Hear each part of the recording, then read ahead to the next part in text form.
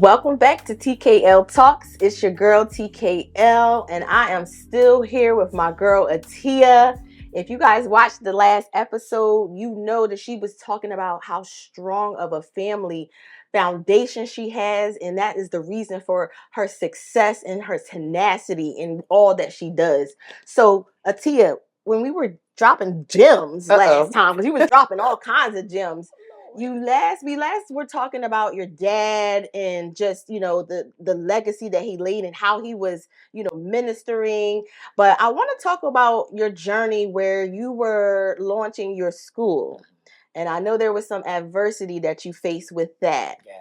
So tell me how that experience, tell me a little bit about the adversity you faced, Yeah, number one, yeah. and then tell me how that experience, you became a different person out of that Oh, experience. absolutely. You're not the same Yeah. woman that went in when you came out. No. So tell me a little bit what you experienced, the adversity. Tell me a little bit about it. Yeah, I will.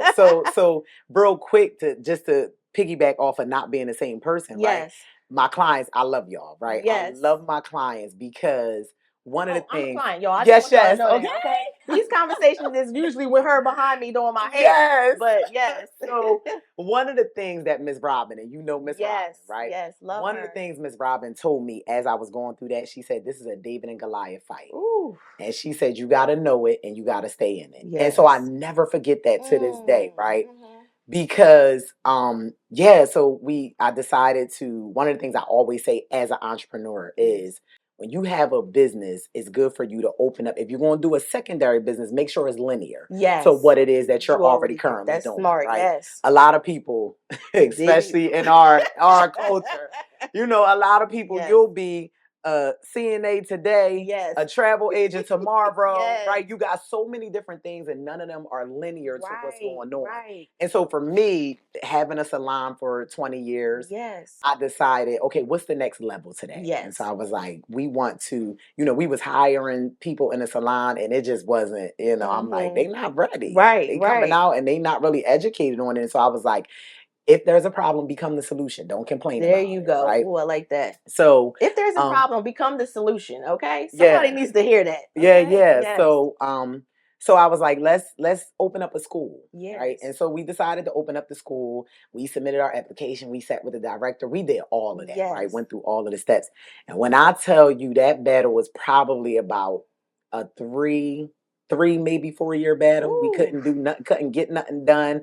We paying rent on a 6,000 square foot facility in the midst of COVID, because we opened up during COVID. So that was one thing, right? Then you talk about a state that was just like not taking you serious, right? And the reality is, with us as a culture, sometimes we don't get taken seriously. And it's both sides, and that's a different conversation for a different day, right? But yeah, we went through some major setbacks without going deep into it.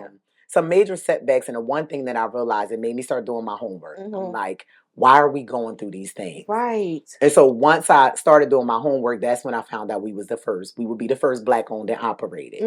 And I'm like, okay, it's a harder fight now. There you go. Now you met your match, right? This is me. Just tell me I can't do something and I'm going to go harder for it. Come on, come on. So that's the person that I am. And so we decided to open up the school. And I tell people all the time, the harder the fight, the bigger the reward. Come on, girl. Right? Preach that thing. Yeah, so that was, and not, I'm a person that when I speak, I'm speaking from experience. I'm not about to get on this camera and tell you nothing that I haven't experienced, right? So with the school, that was the thing. It was stay in there. Don't give up, because the moment you decide to turn around and give up, that's the moment it was all going to break. Right. And that's literally what happened. Like, I mean, I was at my wit's end. Yes. I'm like, hands and knees, like, God, come on. Woo. Are we serious with this? Yes. Hands and knees. I mean, my whole team was involved, and it was just like, they was giving up.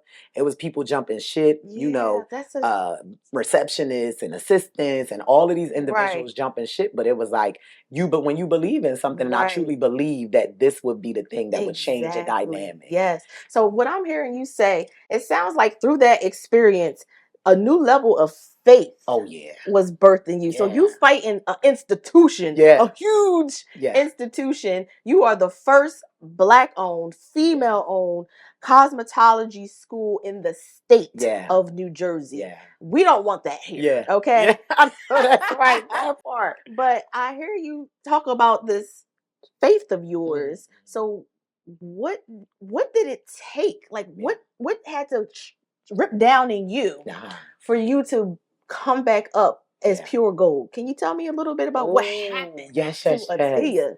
So, honestly, I don't even know what happened. I'm gonna be 100% honest, right? That's real. I'm a person that kind of just goes through it. Got you. Just go through the storm, go through life, and see what's going to come out on the other side. Who did you come out as? Who are you now today that you weren't when you went in? Yeah. So, now I'm a minister. Yes. And I don't even know where that came from. I'm like, all right, God, it's your will, it's your way. Yes. And like I said, we've always been spiritual. Yes. Right? Yes. But again, being raised, universal, we've always believed in a higher power. Yes. Believed in God. But I never actually said, I'm going to be a Christian, I'm going to be a Muslim, I'm going to be Buddhist, right? I never said that. Right. Until I started going through that process with the school. Yeah. And I was like, just to go back to that, it was so bad, I went through about 10 different attorneys because none of them wanted to sue the state. Jesus. And I was like, oh, I know I'm going to get the right person after a while, right? Yes. And we finally was able to get the right attorney who was like, oh, I'm not scared of the state, because I wasn't. So we ended up having to sue the state. But in going through that process, it was like, you cannot make big moves like that without having some level of faith. Come on. God has to be in the midst of it if you're going to think you're going to make big moves like that. You can't move big moves without that level of faith. Yeah. You have to. Yeah. My God. That was like, and so I ended up, after stuff started shifting, right? Because sometimes you got to fight people at their level. At their level. At their battle, right? And so I knew the state is going to respect this. Right. And I did it pro se, right? Yes. It was Atiya Johnson versus the state of New Jersey. And I was like, in that process, I was like, okay, I started going to church. I was going through it. I ended up getting saved. And then everything started shifting. Slowly but surely, it started shifting. Woo, girl. And then as I'm in it, still going through it, it's coming out. You could tell that it's coming out. Yes. It's not fully there. Then I was like, okay, things are turning. Once everything fully turned around, I was like, wow, God. And then news broke that first Black owned and operated cosmetology school is now open. And what ended up happening, I was at a business conference. Yes. This is a crazy story. I'm gonna keep it short. Yeah. At a business conference, my girlfriend called me and she's like, I'm in a nail salon and you're all over the news. Like, what's going on, right? Here. And I'm like, wow, like it literally went viral. News stations and heard about it. And I was like, wow. And then maybe about a half hour after my girlfriend called me, or she was texting me. Yeah. A half hour after she texted me, Jeremy Anderson, my mentor for speaking. Yeah. Came on the stage and made an appeal for people to get baptized. And I was like, I am not getting baptized at no business conference. That's crazy, right? I'm like, that's diabolical. Right. So I'm like, business conference? I need a tabernacle, a sanctuary. Like, where's the water at? Yes. So I'm like, okay. And I just kept feeling a tug. Kept feeling a pull. And I'm like, okay, I'm going to do it, God. And I went and I got baptized. When I tell you, my entire life shifted. Jesus. From that moment on, I think maybe about a year or two later, I ended up becoming a minister. Right. And so, yeah, it's been a journey. Oh my God. The journey continues. And you heard Atiya say that there was a viral moment, but that's not her only viral moment. But we're going to get more into it after this next segment. So stay tuned, stay locked, hit those notifications. Don't forget to subscribe and make sure you share it with a friend. Yes. And we'll see you next time.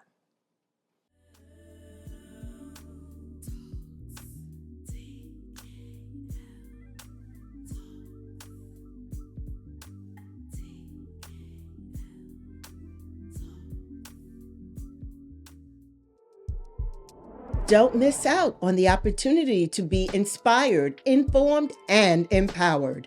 We are B3 Media TV.